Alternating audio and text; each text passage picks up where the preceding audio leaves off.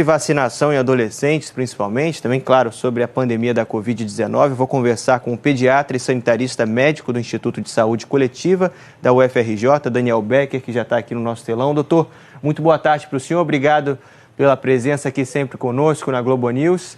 Doutor, crianças e adolescentes tendem... Obrigado ao senhor. Tendem a ter doença mais branda, né? As crianças e adolescentes, na comparação com adultos. Mas vamos reforçar aqui por que é tão importante vacinar logo esse grupo. Bom, em primeiro lugar, a gente tem que pensar em crianças e adolescentes no Brasil, né? Nós temos uma diversidade geográfica e social muito grande, temos uma desigualdade geográfica e social muito grande. E as crianças no Brasil estão morrendo mais do que em países desenvolvidos, como Estados Unidos e Inglaterra, onde a gente tem a maior parte das notícias e estatísticas, né? Então, por mais que nós saibamos que adolescentes e crianças morrem muito menos, fazem doença menos grave, eles estão sim tendo casos graves, hospitalizações e mortes, né? Muito mais. Tem uma estatística que mostra que são 7 vezes mais crianças morrendo no Brasil do que em países desenvolvidos. A gente sabe que ainda assim é um número pequeno, mas isso é um bom motivo para a gente vacinar adolescente. Segundo, adolescente é um grupo que transmite tanto quanto o adulto. Então, eles são muito importantes na cadeia de transmissão.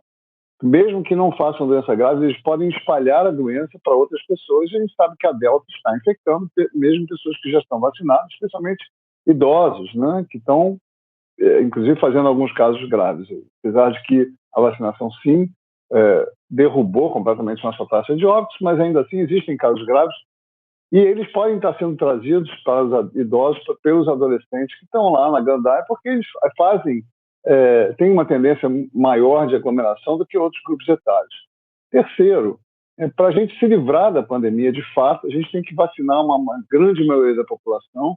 Então, vacinar adolescentes é fundamental.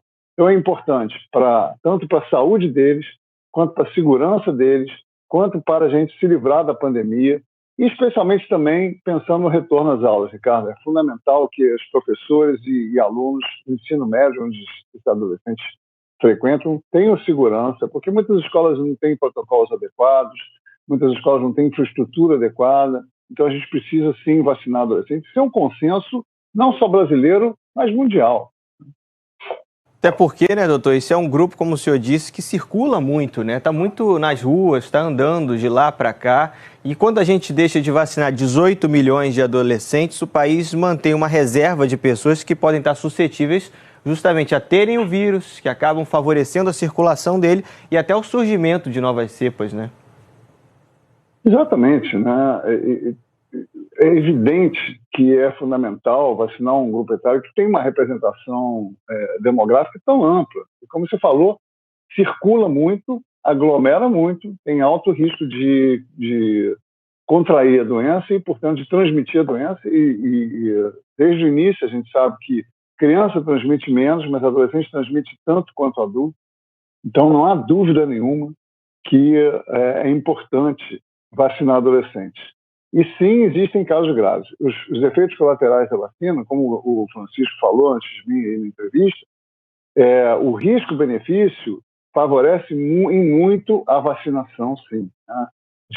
Quando a gente leva em conta que existem alguns riscos, existe essa questão da miocardite, a miocardite pela vacina é muito menos grave do que a miocardite pela doença.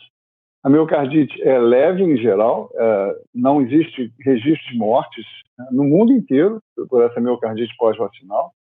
E ainda está em estudo se ela realmente está associada ou não à doença. Essa adolescente que infelizmente morreu em São Paulo parece não estar relacionada com miocardite, com um efeito colateral da vacina, isso ainda está em investigação.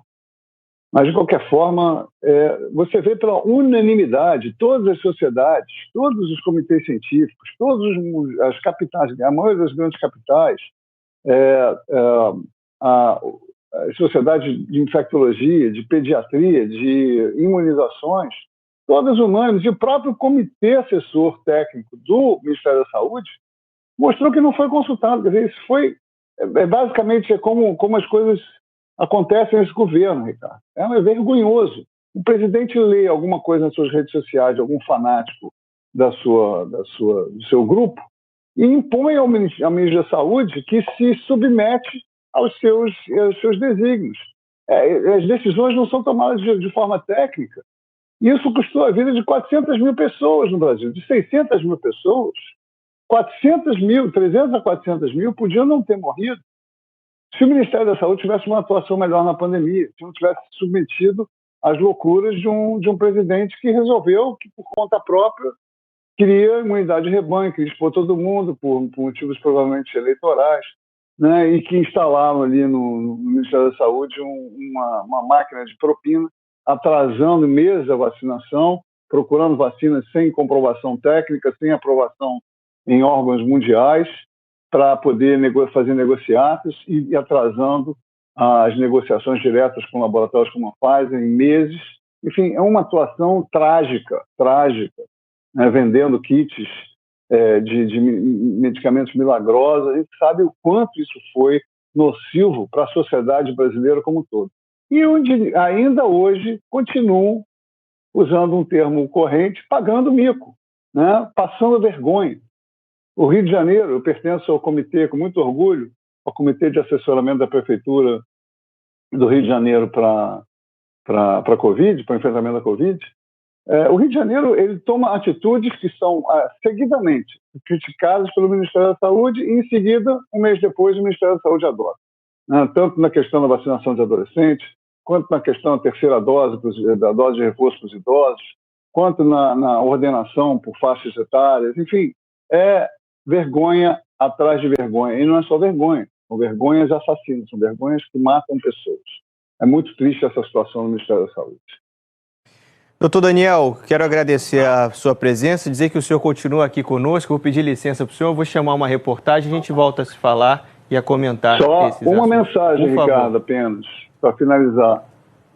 O ministro da Saúde veio a público, na televisão brasileira, dizer para mães que não vacinem seus adolescentes, que não vacinem seus filhos, mães e pais. Isso foi um absurdo jamais visto na história do Brasil, que tem um dos melhores programas de imunização do mundo. É uma vergonha, é um absurdo uma coisa dessa. Então eu quero usar esse momento para dizer para pais e mães: vacinem seus filhos, vacinem seus adolescentes com as vacinas que estão autorizadas, não só para a Covid. Continuem vacinando as crianças, porque isso salva vidas, isso traz saúde, isso traz prosperidade para o país, para a sociedade brasileira. Não escutem negacionistas de vacina, por favor.